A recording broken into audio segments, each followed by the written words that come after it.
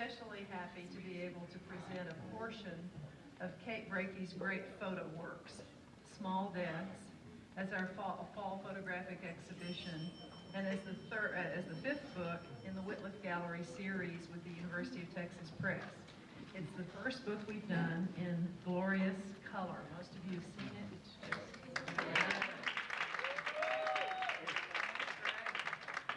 As with 4 of the other Wittliff Gallery books, this one was designed by DJ Stout, teamed this time, in this case, with Julie Savosky, both of Pentagram in Austin.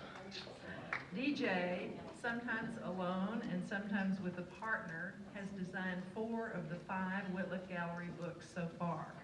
And the series as a whole has won over 20 state, national, and international awards of merit. We're really very proud of the series of books, and I should mention, of course, that it's edited by one of our founding donors, Bill Wittliff, who works with the artists and with Theresa May and Joanna Hitchcock, respectively, the editor-in-chief and director of UT Press. The consistently fine quality of the books is overseen during production with an excellent eagle eye by David Cavazos, who's production manager at UT Press. All these folks, plus those who write and translate the accompanying texts, and those who underwrite part of the cost of the book, work in concert to make it possible for the Wittliff Gallery to showcase in print images by great photographers, in this case, Kate Breakey. Bill Wittliff, Theresa May, DJ Stout, Julie Savosky, Joanna Hitchcock, David Cavazos, Southwest Texas State, Steve Clark, Jim Wyatt, and of course Kate Breakey all deserve a big hand.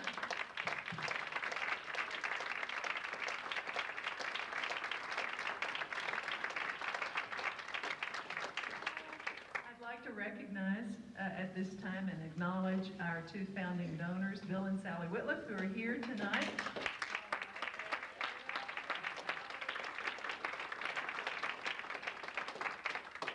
And of course, I'd like to also thank the truly wonderful Special Collections staff who work really hard on not only on these events, but also on the many tasks that are involved in running the department day to day.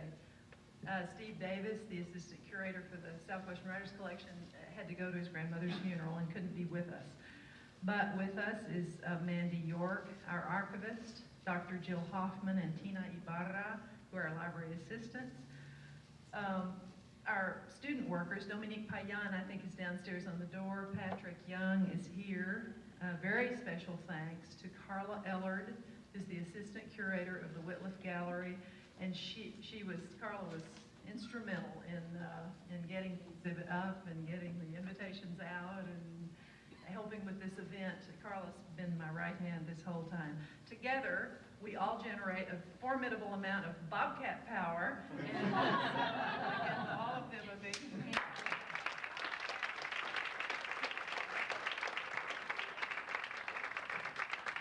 I mentioned Steve Clark earlier in connection with the publication of the Breakey book, and I bring him up again to introduce him because he's going to introduce Kate. I suspect he probably knows everybody here already. He knows at least every other person in Austin. He owns the gallery, Stephen Clark Photographs, in Austin, and he's been a very, very positive force for photography in Central Texas. He's introduced fine photographic works to hundreds of people throughout the state. And he runs just about one of the most user-friendly galleries I've ever seen. If you haven't been there, you should really, it's definitely worth the trip. Mr. Clark will educate you in everything from photography to Austin music to fine guitars, shotguns, even fly fishing, if you give him half a chance. You'll notice in the back, Steve's name, along with the name of Jim Wyatt and his family, here they are, in the back. They're the underwriters of this really beautiful book. And on behalf of the Southwest Texas State and the Wittliff Gallery, I'd like to thank Steve very much for this substantial gift. Steve was...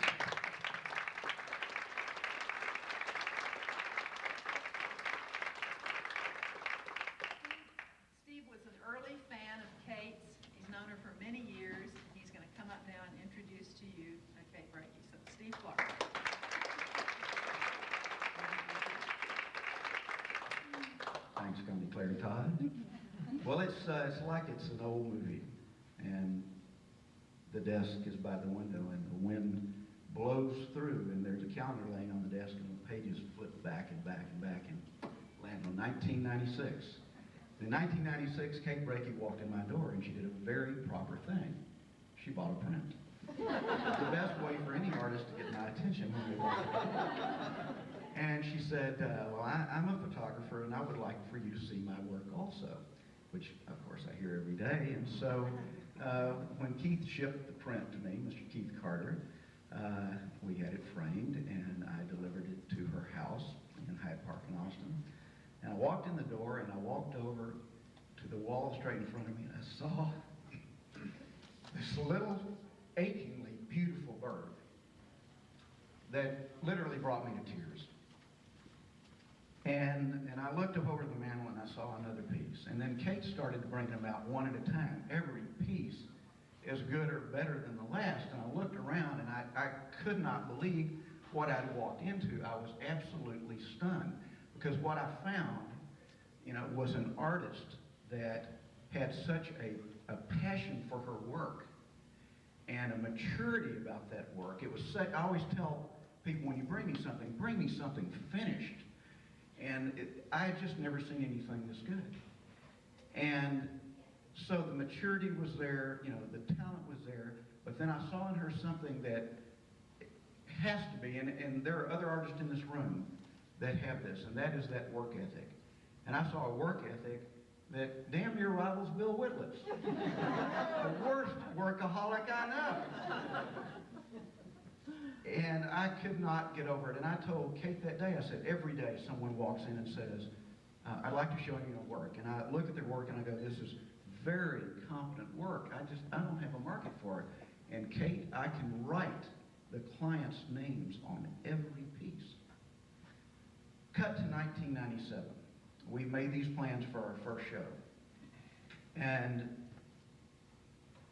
before that, PhotoFest in Houston is occurring.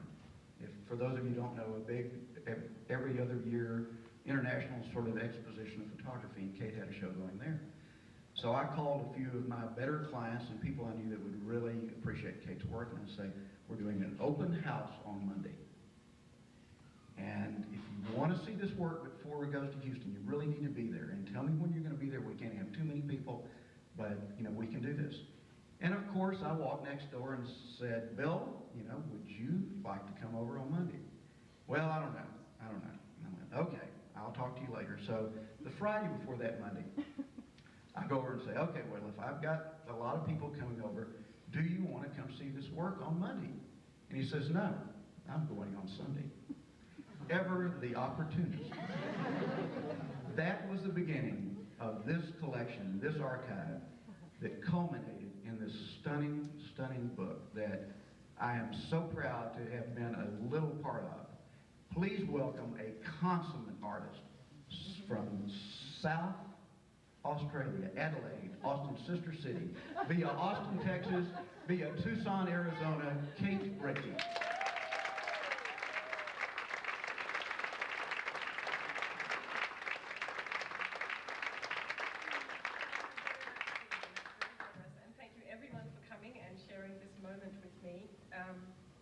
I'm not very good at this, so I've prepared something, and it's going to be very brief, and then I'm going to ask anyone whether they have any questions.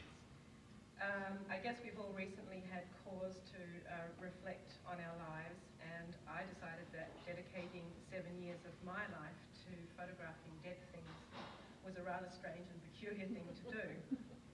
But stranger yet is that, as Steve said, 5 years ago, this big old Texan came to my door, Bill Wittliff, and he, with a big wad of cash, I think, my imagination now, but he said, ha! You'll sure make them little dead critters look pretty. He didn't really weigh that up, but he actually came with Connie and with Mara, his research assistant, and he asked whether that he was interested in buying some for the collection, and then he told me about the collection, and he said it was the collection of Mexican and Southwestern photography. And I said, but Bill, I'm from Australia, and I can't be in this collection. a moment, and then he said, "Don't matter, you've got a southwestern soul." Which I take as a great compliment, because I'm sure it's better than having a damn Yankee soul. So that was the beginning of this beautiful relationship that led to the book and to this, and also, of course, a wonderful friendship with a man who's very generous and very funny and very talented. And Bill has come to give me much advice in my life, as well as play terrible practical jokes on me, sometimes all within the same hour. But he's given me a great deal to be thankful for. So I'm just going to go through the many people that I need to thank right now. And then obviously I'm just going to tell you a little bit about the work. So first of all, from the Southwest Texas State University, President Supple, Vice President Van Wyatt, the head librarian, Joan Heath. My very great thanks to Connie Todd, who's one of the nicest people I know, and is just the sweetest person and is very patient, and she puts all this on the wall without complaining. She's done it twice now, which is amazing because they're heavy. And of course all the staff. I'd also like to thank all the people at UT that made the book happen, Joanne Hitchcock, Theresa May, and my great thanks to David Kovasis, who supervised the production of the book. Also to DJ Stout and to Julie Sabaski, who designed the book, and it's absolutely beautiful. I can't even recognize it's my work, it's so beautiful. To A.D. Coleman, who wrote the very, very lovely introduction, and then to the people that you mentioned, to the Wyatt family, and to Steve, for their generous financial donation to the book.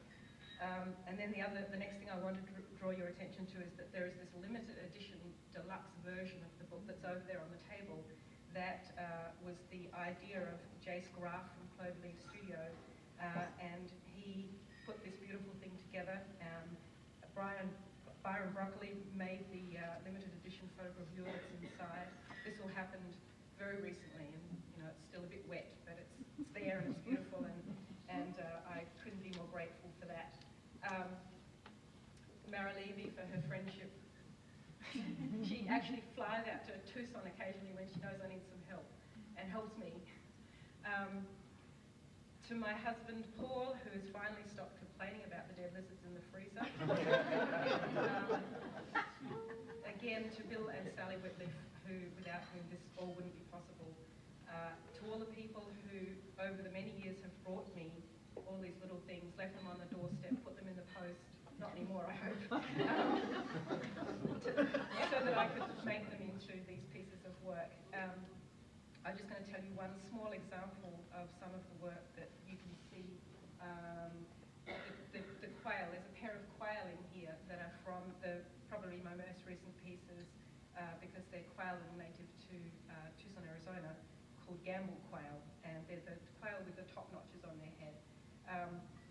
Those two were brought to me by somebody who was an associate of my husband's. I didn't even know this person, but she had a pair of quail fly into her plate glass window together. They were a mating pair, and so they died together instantly, and she knew to wrap them up and send them into where my husband works, and he brought them home to me, and it was right the week before the deadline for the final selection of pieces for the book, so I knew that they had to go in the book together on opposite pages facing each other, because they were lovers, and it was very sad.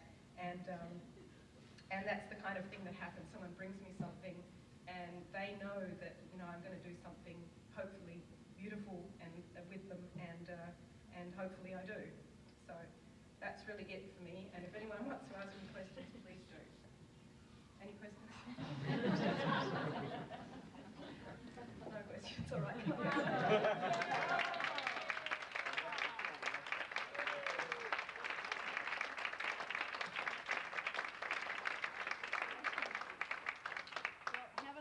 Wine, take us another stroll through the gallery. We're so glad you came, and we hope this isn't the last.